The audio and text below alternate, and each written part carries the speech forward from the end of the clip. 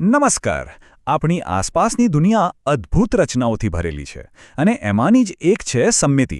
આજે આપણે આ જ સુંદર અને રસપ્રદ કોન્સેપ્ટને સમજીશું. એ પ્રકૃતિમાં છે, કલામાં છે, ગણિતમાં છે, બધે જ છે.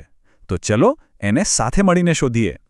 તો સૌથી પહેલો અને સીધો સવાલ એ જ થાય કે આ સમમિતિ છે શું?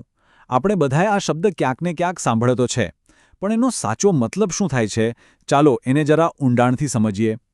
એકદમ સાદી ભાષામાં કહીએ તો સમમિતિ એટલે પરફેક્ટ મેચ. મતલબ કે કોઈપણ વસ્તુના બે અડધા ભાગ એકબીજાની હૂબહૂ નકલ હોય.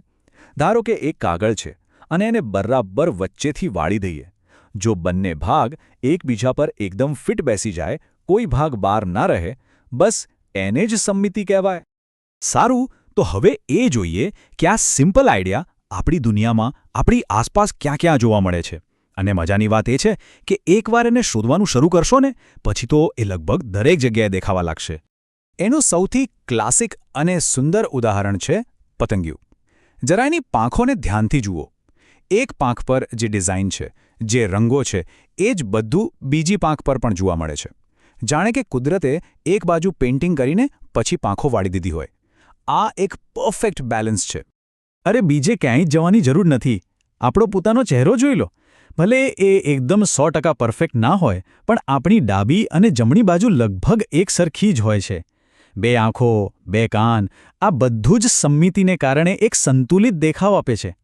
અને હવે આ તારા જેવો એક સામાન્ય આકાર જુઓ. અહીં તો સમમિતિ એકદમ સ્પષ્ટ છે. એના બધા જ ખૂણાઓ જાણે કે કેન્દ્રમાંથી એક સરખી રીતે ફેલાયેલા હોય છે.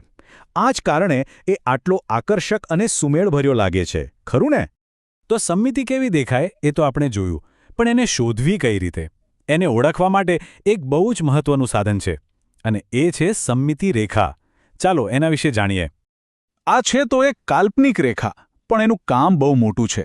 આ એ જ જાદુઈ લાઈન છે જે કોઈ પણ આકારને બે એક સરખા આબેહૂબ ભાગમાં વહેંચી દે છે.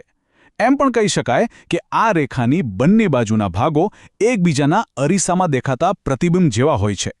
જુઓ, હવે પેલા પતંગિયાને ફરીથી જોઈએ, પણ આ વખતે એની બરાબર વચ્ચે એક રેખા દોરેલી છે. આ રેખા દોરતાની સાથે જ આખો કોન્સેપ્ટ એકદમ ક્લિયર થઈ જાય છે.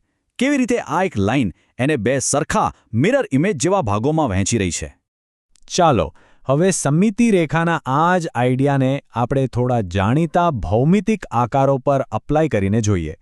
આનાથી એ સમજવામાં મદદ મળશે કે અલગ અલગ આકારોમાં સમમિતિ કેવી રીતે કામ કરે છે. ઓકે, તો અહીં ધ્યાન આપજો. સૌથી પહેલાં ચોરસ. એમાં એક કે બે નહીં, પણ પૂરી 4 સમમિતિ રેખાઓ હોય છે. એક ઊભી, એક આડી અને બે એના ખૂણેથી ખૂણે. પણ લંબચોરસમાં એવું નથી. એમાં ફક્ત બે જ હોય છે, એક ઊભી અને એક આડી. અને પછી આવે છે વર્તુળ. એ તો આ બધામાં સૌથી ખાસ છે. એના કેન્દ્રમાંથી તમે ગણી પણ ન શકો એટલી બધી, એટલે કે અસંખ્ય સમમિતિ રેખાઓ દોરી શકો છો. તો ટૂંકમાં સમમિતિ એ માત્ર ગણિતનો કોઈ અઘરો નિયમ નથી. એ તો એક સરળ સિદ્ધાંત છે જે આપણી દુનિયામાં સંતુલન, સુમેળ અને સુંદરતા લાવે છે. પછી ભલે તે કુદરતમાં હોય કે પછી માણસે બનાવેલી કોઈ કલાકૃતિમાં. અને હવે અંતમાં એક મજાનો સવાલ. હવે જ્યારે આપણને ખબર છે કે સમમિતિને કઈ રીતે ઓળખવી, તો જરા વિચારો કે આપણી આસપાસની દુનિયામાં કોઈ ઝાડના પાંદડામાં, કોઈ બિલ્ડિંગની ડિઝાઇનમાં કે પછી રસોડામાં પડેલી કોઈ વસ્તુમાં બીજે ક્યાં ક્યાં આવી સમમિતિ છુપાયેલી હોઈ શકે. હવેથી જોવાનો દૃષ્ટિકોણ બદલાશે, ખરું ને? શોધતા રહો,